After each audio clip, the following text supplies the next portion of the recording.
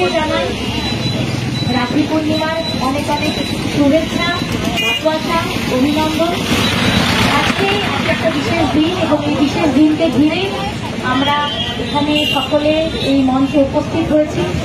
আমার রাখির দিন বোনেরা ভাইদের হাতে রাখি বাঁধে তাদের আশীর্বাদ পাওয়ার জন্য, এবং ভাইয়েরা কোনো না কোনোভাবে বোনদেরকে প্রতিশ্রুতি দেয় তাদের পাশে দাঁড়ানোর জন্য, তাদের আপদে বিপদের জন্য, তাদের নিরাপত্তা দেওয়ার জন্য। আমি বিশ্বাস করি যে রাখি পূর্ণিমার যে উৎসব সেটা কোনো রক্তের সম্পর্কে সীমাবদ্ধ নয়।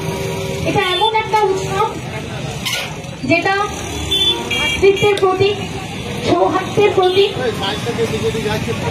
সম্প্রীতির প্রতীক, সমাজে একে অপরের ভালোবাসার প্রতীক।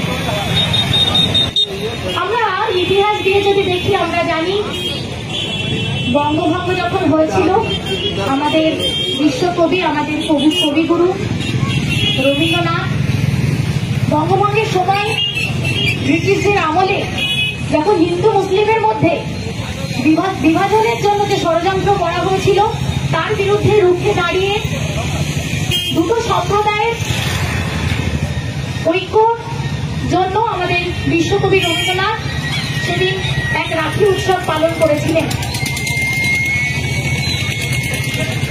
আজ আমরা দেশের যে রাজনৈতিক পরিস্থিতিতে রয়েছি আমরা জানি 2014 সালের পর থেকে কোথাও না কোথাও ভারতবর্ষে যে বায়ু সেখানে একটা বিভাজনের গন্ধ মিশে গেছে।